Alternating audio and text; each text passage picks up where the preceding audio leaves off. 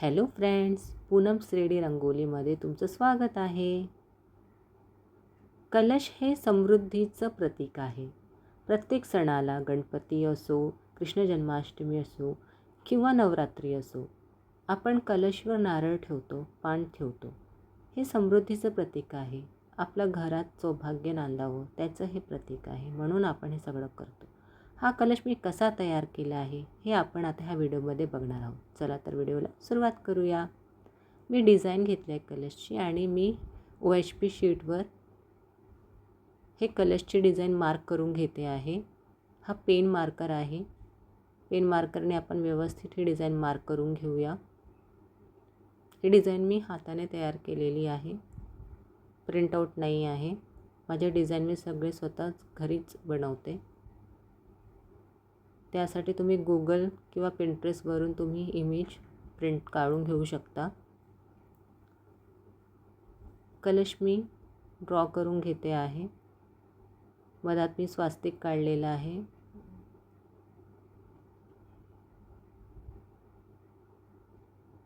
हे फेविकॉल आणि पाण्याचे मिक्सचर आहे.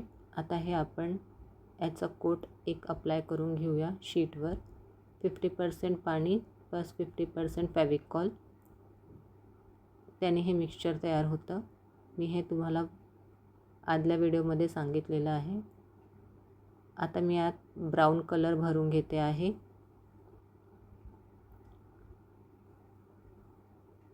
पेपरनी प्रेस करूया आणि टॅप करूया. आता आपण लीफला फेविकॉल लावून घेऊया. मी हाफ पोर्शनमध्ये, लीफच्या हाफ पोर्शनमध्ये फेविकॉल लावून घेते आहे, कारण मला इथे शेडिंग करायची आहे. त्यामुळे मी हाफ पोर्शनला फेविकॉल लावते आहे.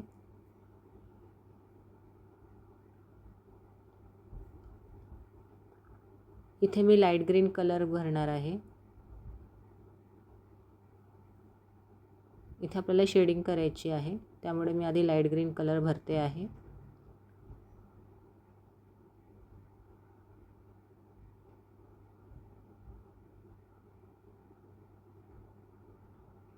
आता मी इथे येलो कलर भरणार आहे. खाली पण आपण येलो कलर करून घेऊया.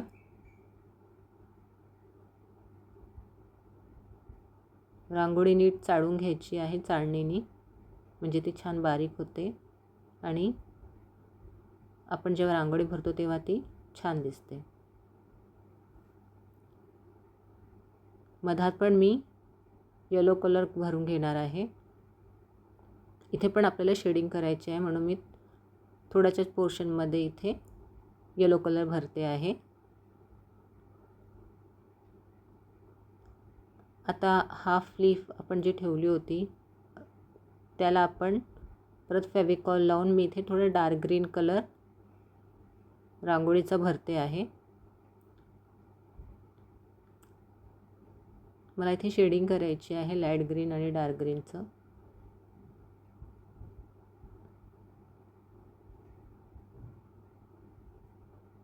त्यामुळे मी इथे आता कलर भरते आहे. हे कलश दिसायला खूप सुंदर दिसतात. आता मधल्या पोर्शनमध्ये मी इथे डार्क ग्रीन कलर भरून घेते आहे.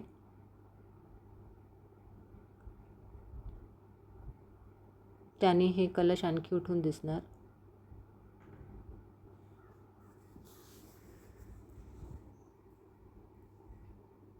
ऑरेंज कलर करणार आहे मी इथे. आता मला शेडिंग करायची आहे. येलो, ऑरेंज आणि रेड कलरनी मधल्या पोर्शनमध्ये मी शेडिंग करणार आहे. त्यामुळे मी इथे आता ऑरेंज कलर करणार आहे. आता तुम्ही विचार करत असाल की शेडिंग करताना मी 2 कलर का नाही करत आहे. कारण की 2 कलर जर मी करणार तर तो मधला कलर निघून जाणार, व्यवस्थित चिकटणार नाही. आता बाकी उरलेला पोर्शनला फेविकॉल लावून घेते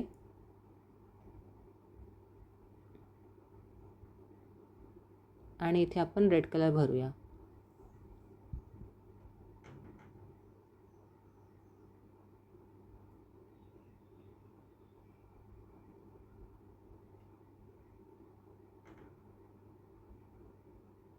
इथे आपण रेड कलर करूया स्वास्तिकला. स्वास्तिक आपण कुंकुमने तयार करतो, त्यामुळे मी इथे रेड कलर भरते आहे. हे कलश रेडी झाल्यावर खूप सुंदर दिसतं.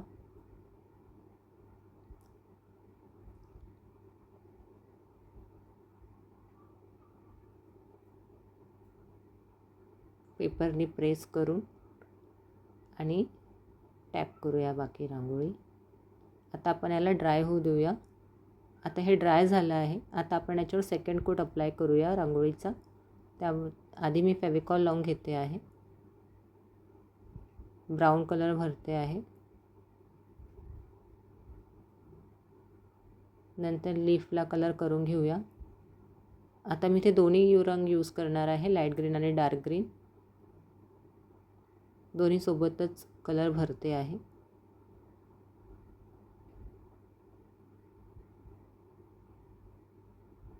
मधल्या पोर्शनमध्ये ग्रीन कलर करूया.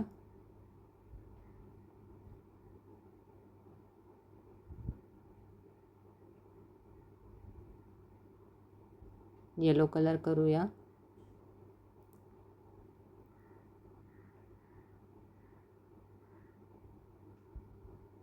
खूप सोपी आहे मैत्रिणींनो हा कलश बनवायला, तुम्ही बघू शकत आहात. खूप वेळ पण नाही लागत, लवकर होतो हा कलश तयार करून.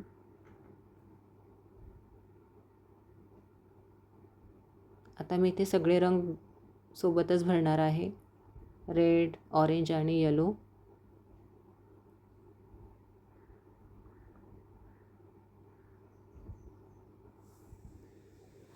उरलेल्या पोर्शनमध्ये पण रंग भरून घेऊया.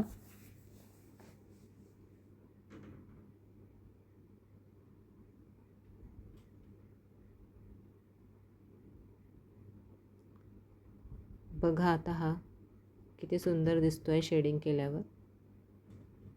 रेड कलर भरूया इथे स्वास्तिकमध्ये.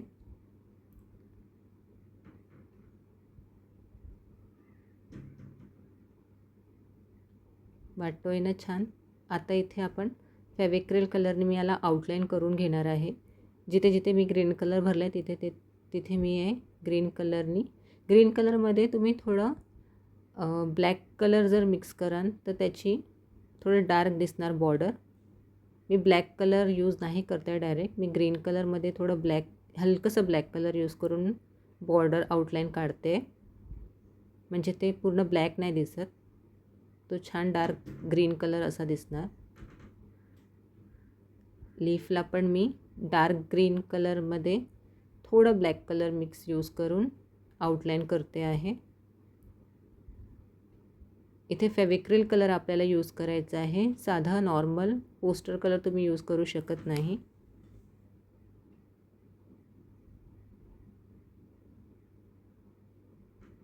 आउटलाईन जर तुम्ही करणार तर तुमची रांगोळी छान उठून दिसते, ती अशी रिअल वाटते. इथे मी डार्क रेड कलरनी याला आउटलाईन करते आहे. रेड कलरमध्ये पण मी हलकंसं एक ड्रॉप असा ब्लॅक कलर मिक्स करून केलेला आहे, म्हणजे थोडा हा डार्क दिसणार आउटलाईन करायला आपल्याला. स्वास्तिकला मी आउटलाईन करून घेते आहे. तुम्हाला हवं ते कलर तुम्ही करू शकता. येलो कलरने मी याच्या बेसला आउटलाईन करून घेते आहे.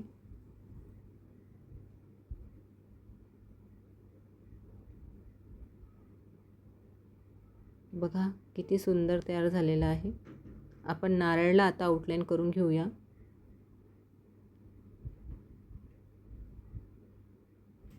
आता मी याला कट करून घेते आहे. आता हे कलश आपला रेडी झाला आहे. बघा किती सुंदर दिसतो आहे हा कलश. तुम्ही याला गणपतीजवळ कुठेही ठेवू शकता, जेव्हा तुमच्याकडे पूजा असेल. चौरंगाच्या बाजूला पण तुम्ही ठेवू शकता. खूप छान दिसतो दिसायला, असं वाटतं रांगोळीच काढलेली आहे. कलश बनवून रेडी आहे. मी याला थोडं डेकोरेट करते. मी याला गोल्डन कलरनी डॉट्स काढले आहेत. तुम्हाला पाहिजे ते असं तुम्ही डेकोरेट करू शकता. तुम्हाला हा व्हिडिओ कसा वाटला मला नक्की कळवा. बाय.